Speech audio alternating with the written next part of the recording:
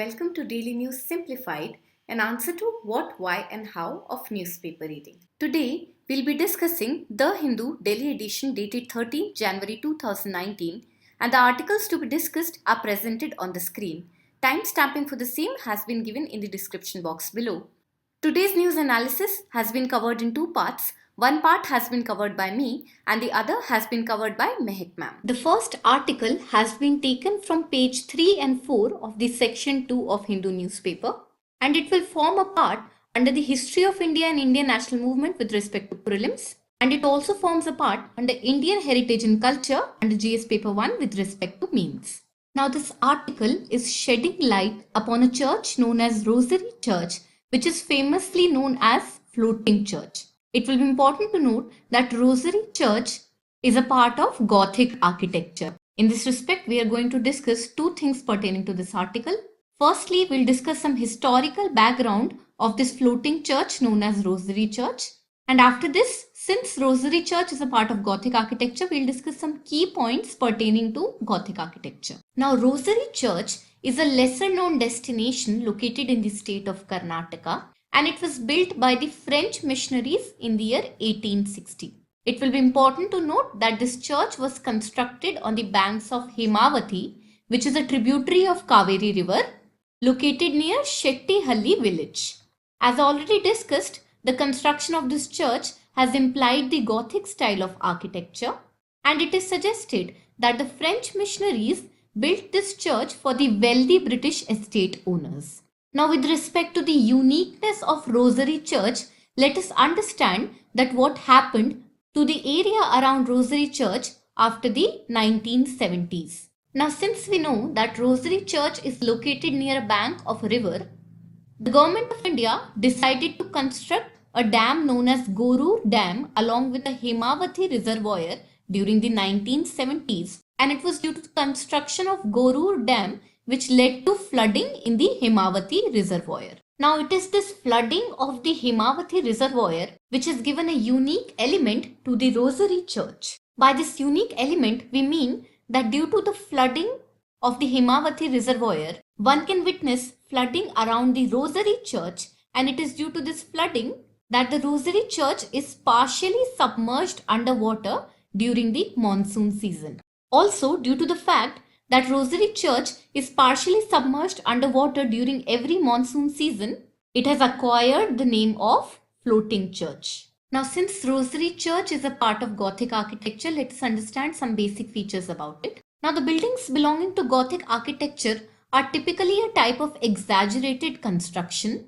It will be important to note that this style of architecture was developed by British architects in British India, and the time period wherein it was developed is late 19th century. Some important features of Gothic architecture include cusped arches, onion domes, minarets, dome-shaped pavilions, vaulted roofs and pinnacles. So these kind of features, if found in a building, that will belong to Gothic architecture. Apart from this, it will be important to note that the buildings that are based on Gothic architecture are found in the countries of India, Pakistan, Bangladesh, Malaysia, and they are even found in England. Now, the presence of Gothic architecture in India can be easily understood as a fact wherein the buildings of medieval Islamic architecture and the buildings of Hindu architecture have met a style of Gothic revival and neoclassical styles of construction. So from this sentence, it can be easily understood that Gothic architecture includes in itself parts of medieval Islamic architecture, parts of Hindu architecture, which are given a new shape on the basis of Gothic revival and neoclassical styles of construction.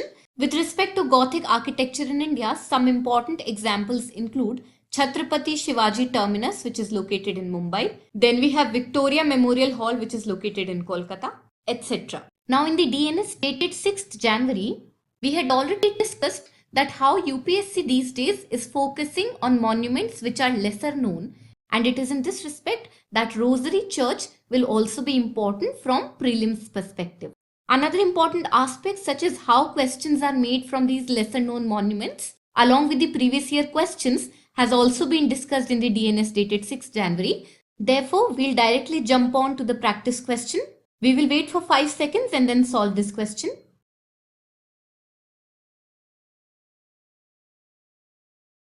Now this question is asking us to identify the monumental structure which is partially submerged underwater during monsoon seasons. So the final answer for this question is going to be Rosary Church, located in Shettihalli, Karnataka. As we have just discussed, that it is a unique feature of Rosary Church wherein it is submerged under the water during monsoon seasons after the construction of Goru Dam. Hence, our final answer for this question is going to be option D. So with this, we have completed the discussion on this news. Let us move on to the next one. The next article has been taken from the in brief section on page 11, section 1 of the Hindu, and it will form a part under History of India and Indian National Movement with respect to prelims, and it also forms a part under Indian Heritage and Culture with respect to mains. Now, according to this article, Prime Minister Narendra Modi will be releasing a commemorative coin to mark the birth anniversary of the 10th Sikh Guru, Guru Gobind Singh. In this respect, we are going to understand two important things. Firstly, we'll discuss some basic details pertaining to Guru Gobind Singh, and secondly, we are going to discuss his contributions in the history of India. So let's move forward. Now, Guru Gobind Singh was the 10th Sikh Guru who was born in the year 1666. His father was Guru Tegh Bahadur, who was the 9th Sikh Guru. Guru Gobind Singh was born in a town of Anandpur located in Bihar, and he was well trained in literary and martial arts. Now, with respect to the contributions made by Guru Gobind Singh, the most significant was the formation of Khalsa Panth. And apart from this, since we have already understood that Guru Gobind Singh was trained in literary arts, he has also made some important literary contributions with respect to Sikhism. Now, the compilation of Dasam Granth has been attributed to Guru Gobind Singh, and Dasam Granth is considered to be the most important text after the Guru Granth Sahib, which is the main text for Sikhs. Apart from this, the compilation of Dasam Granth includes compositions such as Jap Sahib, Benti Chopai, etc. And these compositions were a part of daily prayers of Sikhs. Apart from Dasam Granth, another literary composition, Sarlob Granth, is also attributed to Guru Gobind Singh. Now coming to the next and most major contribution of Guru Gobind Singh, he is credited with the formation of Khalsa Panth, which was basically institutionalizing the Khalsa, which was a warrior community. It will be important to note that with the formation of Khalsa Panth, Guru Gobind Singh solidified a martial or military element among the Sikhs community. Apart from this, within the Khalsa Panth, Guru Gobind Singh also started the tradition of 5 Ks. The 5 Ks include Kesh, Kanga, Kada, Kirpan and Kachera. And these 5 Ks were articles of faith worn by every member of the Khalsa. Apart from this, since we've already discussed that the formation of the Khalsa Panth provided a martial element to the Sikh community, it later led to the establishment of the Sikh Empire under Maharana Ranjit Singh in the year 1799. Also, under the Khalsa Panth, everyone was treated equally and the system of caste was abolished. And finally, Guru Gobind Singh enshrined the Guru Granth Sahib as the eternal Guru of Sikhism, and with this step, Guru Gobind Singh stopped the appointment of successive Gurus. So with this, we have completed the theoretical part of this news. Now let us solve some previous year questions in order to establish the relevance of this article. Now in the year 2013, there appeared a question wherein names of 3 important Bhakti saints were given, and we had to identify that which among them was preaching during the disintegration of the Lodi dynasty and when Babur took over. So from the composition of this question, it can be easily identified that medieval Indian personalities are an important part of the preliminary examination of UPSC, particularly the ones associated with any spiritual or religious background will be important from UPSC preliminary perspective, and it is in this sense that the contributions of the 10th Sikh Guru, Guru Gobind Singh, will also be important for us from exam perspective. Now let us come back to our previous year question. Please read the question and then we'll solve it after 5 seconds. Now, according to this question, we need to identify that which among these 3 Bhakti saints was preaching when Babur took over. So the final answer for this question is going to be option B, that is Guru Nanak only. Because Babur defeated Ibrahim Lodi of the Lodi dynasty during the first battle of Panipat, which happened in the year 1526, And around this time, that is 1526, only one of these three options, that is Guru Nanak, whose time period is considered to be from 1469 to 1539, was actively preaching. Hence, option B will be our final answer. Now, in light of the information which we have just discussed, please try and solve this question, which we'll discuss after 5 seconds. Now, in this question, we are given two statements and we need to identify that which among them are correct. Now, the first statement says that Dasam Granth, considered to be an important text of Sikhism, is attributed to Guru Gobind Singh. This is going to be a correct statement, as we have just discussed, that literary compositions such as Dasam Granth and Sarlop Granth were attributed to Guru Gobind Singh. Hence, our first statement will be correct. Now, coming to the second statement, it says that recently a commemorative coin has been released by the Prime Minister of India in honor of Guru Tegh Bahadur. This is going to be an incorrect statement because a commemorative coin has been released by the Prime Minister of India in honor of Guru Gobind Singh, and it is done to mark the birth anniversary of this 10th Sikh Guru. Hence, our final answer will be option A, that is only the first statement is correct. The next article has been taken from page 1 of the section 2 of the Hindu newspaper, and it is pertaining to the festival of Jallikattu. Now, it will form a part under the history of India and Indian national movement with respect to prelims, and due to the controversy surrounding this festival, it will also form a part under Indian polity and governance with respect to prelims. In the context of mains, Jallikattu will form a part under Indian heritage and culture with respect to GS paper 1, and it will also form a part under GS paper 2 in the governance and social justice section. Now, since this article has two dimensions, with respect to art and culture, we are first going to understand the cultural background of Jallikattu, and with respect to polity and governance, we are later going to discuss in brief the issue of the ban on Jallikattu festival. So let's move forward. Now, with respect to art and culture, Jallikattu is basically a bull taming sport, and it is celebrated in the state of Tamil Nadu. Now, Jallikattu is celebrated every year during the Pongal festival, and the Pongal festival is a 4-day-long harvest festival. Now, Jallikattu has been constantly in news in the past few years because the Supreme Court of India in the year 2014 decided to ban this sport on the basis of prevention of cruelty to animals. However, the state of Tamil Nadu noted that Jallikattu is an inherent part of their cultural heritage and thus allowed this bull taming sport by passing the Tamil Nadu's Prevention of Cruelty to Animals Tamil Nadu Amendment Act of 2017 along with the Prevention of Cruelty to Animals Conduct of Jallikattu Rules of 2017. However, this decision of Tamil Nadu was not welcomed by animal-friendly organizations such as PETA, who filed a petition, and the matter of Jallikattu as of now has been referred to a constitution bench. It will be important to note that this matter is still pending and hence this news will be in transition. Now, this constitution bench would have to consider certain issues with respect to banning or not banning the sport of Jallikattu, and it is in this respect the most important issue will be the decision wherein the Supreme Court will decide whether a state can claim constitutional protection under Article 29(1) to preserve its cultural heritage, which in this case is going to be Jallikattu. Herein, Article 29(1) of the Constitution says that any section of citizens who are residing in the territory of India who possess distinct language or script or a culture will have the right to conserve the same. Now, before moving to the practice question, I would like to point out that Jallikattu also forms a part under regional festivals, which is a popular domain in UPSC prelims, and hence this topic will be of relevance. With respect to the information which we have just discussed in this article, please attempt this practice question, which we'll solve after 5 seconds.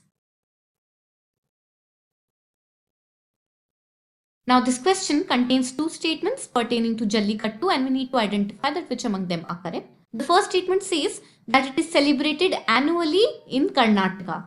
This is going to be an incorrect statement because it is celebrated annually in the state of Tamil Nadu. The second statement says that Jallikattu was banned by Supreme Court in the year 2014. Now, this is going to be a correct statement as we have just discussed that in the year 2014, Supreme Court banned the Jallikattu sport on the basis of prevention of cruelty to animals. Therefore, our final answer will be option B, That is, only the second statement is correct. The next article has been taken from page 9, section 1 of the Hindu newspaper, and it is pertaining to the assessment of towns after the application of the Namami Gange project. Now, this article will be covered under the section of environment and biodiversity with respect to prelims, and it also forms a part under GS paper 3 under environment with respect to means. Now, according to this article, a government commissioned assessment has recently assessed many towns and cities all over the India as a part of the ongoing Namami Gange program, and it has found that nearly 66 towns and cities still contain drains which are flowing directly into the river Ganga.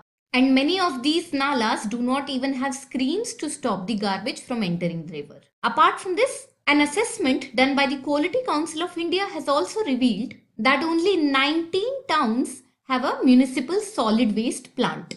And these 19 towns are a part of the 92 towns which are in total surveyed. So from this current development, we can identify that there is still a long road ahead with respect to the effective application of the Namami Gange program. Apart from this, we find two important terms in this article, that is the Namami Gange program and the Quality Council of India, which we will discuss in brief one by one. Now, before jumping to our discussion, I would like to point out that in the year 2017, we got a question directly on the Quality Council of India, and it is in this respect that such terms or bodies occurring in these kind of articles will be important from preliminary perspective. Also, government initiated schemes and programs such as the Namami Gange program are obviously a very important part of UPSC, and hence we keep an eye on such kind of developments.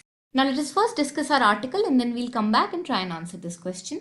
Now the Namami Gange program is a flagship program of the Union government which is rolled out in the year 2014. It will serve as an integrated conservation mission wherein it will tackle two objectives, which includes the effective abatement of the pollution, conservation and rejuvenation of the national river Ganga.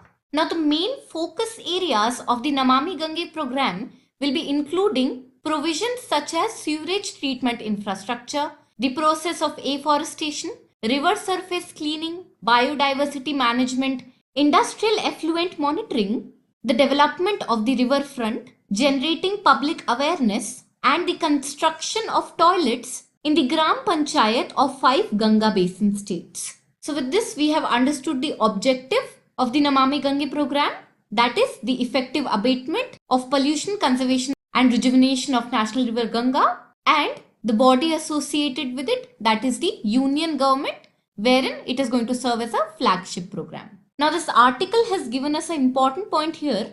It is suggested that the Namami Gange project has only been focusing upon the liquid waste management and sewage treatment plans since the last 4 years in which it has been rolled out. However, the center is now going to shift its focus towards solid waste management, and this process of solid waste management will be coming under the aegis of Swachh Bharat Mission Urban. Now this point is going to be very important for us as the center will now be focusing on the processes of solid waste management, which will be a new aspect under Swachh Bharat Mission and will be focusing on the urban areas. Now this article tells us that the assessments of the Namami Gange program are done under the Quality Council of India. In this respect, we'll also understand something about it. Now the Quality Council of India was set up jointly by the Government of India and 3 premier industry associations, namely FICCI, Associated Chambers of Commerce and Industry of India, and the Confederation of Indian Industry. It will be important to note here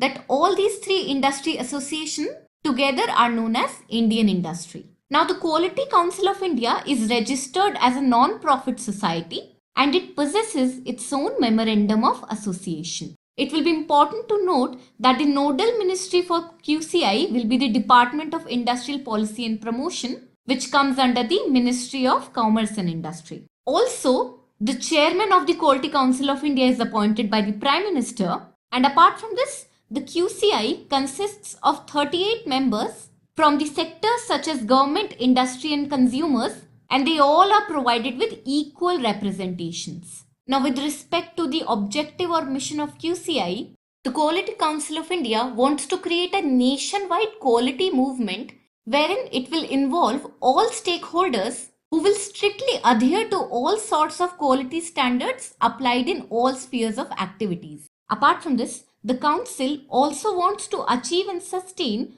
quality and reliability in all areas of life and at all levels, that is individual, organizational and community and societal levels. Therefore, in a quick recap, we'll remember that the Quality Council of India was set up by the Government of India along with the Indian industry, which includes these three premier industry associations.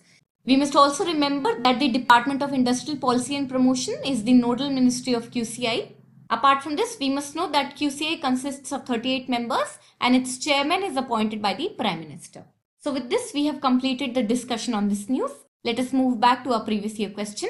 Now please try and solve this question, which we are going to discuss after 5 seconds. Now this question is pertaining to the Quality Council of India and there are given two statements and we need to identify that which among them are correct. Now the first statement says that QCI was jointly set up by the Government of India and the Indian industry. This is going to be a correct statement as we have just discussed that the QCI was set up by the Government of India along with the Indian industry, which consists of three premier industry associations, namely FICCI, Confederation of Indian Industry, and the Associated Chambers of Commerce and Industry of India. Hence, this statement will be correct. Now, the second statement says that the chairman of QCI is appointed by the Prime Minister of India on the recommendations of the industry to the government.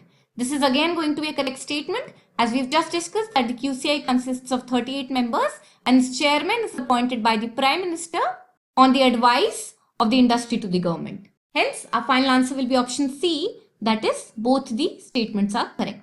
The next article has been taken from page 14, section 1 of the Hindu newspaper, and it is pertaining to the discovery of 6 bent-toes geckos which are recently found in northeast India and one species has been found in Guwahati. Now, this particular article will form a part under the section of Environment and Ecology with respect to prelims, and it also forms a part under GS paper 3 with respect to mains.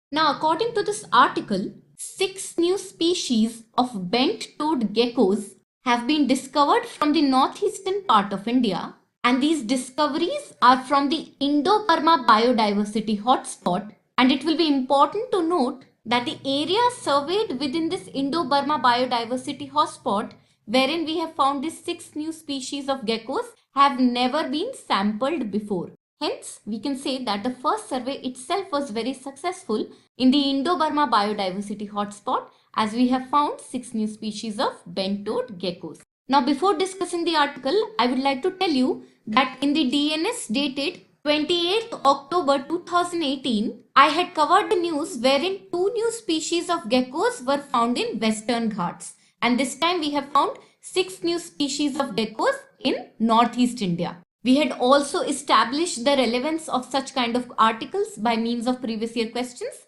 wherein we had discussed a question of 2015, which was dealing with a mammal species found in India.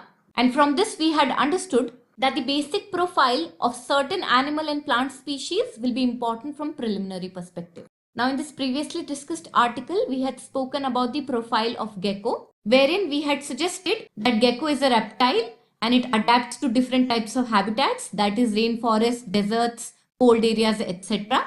The tail of gecko is multi-purpose, wherein it balances its weight as he climbs and also acts as fuel tanks to store fat. Gecko's tail is also useful in camouflaging and can also be shedded at times of emergency. Now, since the important information pertaining to gecko has already been discussed, in this article we are only going to discuss the names and the places wherein these 6 new gecko species are found, and in the end we'll briefly discuss the key observations of this new discovery. So let's move forward. Now, as already discussed, researchers have found 6 new species of bent-toed geckos in Northeast India. The first one is named as a bent-toed gecko and it was found in an urban sprawl of the Guwahati city. The next gecko is named as the Kaziranga bent-toed gecko and it was discovered in the Kaziranga National Park. The third one is named as Jaintia bent-toed gecko, discovered from the Jaintia hills of Meghalaya. Then we have the Nagaland bent-toed gecko, and it was discovered from the Honoma village in Nagaland. The next one is named as Abhayapuri bent-toed gecko, and currently it has been only found in the vicinity of Abhayapuri town in Assam's Bongaigaon district. The last species is known as Jampui bent-toed gecko, which has been found in Tripura's Jampuri hills. Now, with respect to these new discoveries, researchers have made some key observations. As we can observe, all these 6 species are distributed in a single locality, which has made the researchers to think that these species may be narrowly distributed endemic species. That is, they are found in only one geographic region. Apart from this, researchers have also pointed out that these 6 bent-toed geckos may be nocturnal in nature and live on rocks. And finally, researchers have pointed out that Northeast India might probably have dozen more types of bent-toed geckos. So with this, we have completed the discussion on this news. Please try and solve this practice question, which we'll discuss after 5 seconds. Now this question contains names of 3 lizard species, and we need to find that which among them are found in Assam. So the final answer for this question is going to be option B, that is only the bent-toed gecko is found in Assam. The spotted-necked day gecko is found in Kerala, while the Jampui gecko is found in Tripura. Hence, our final answer would be option B. With this, we have come to an end of today's news discussion. Let us move on for the question of the day.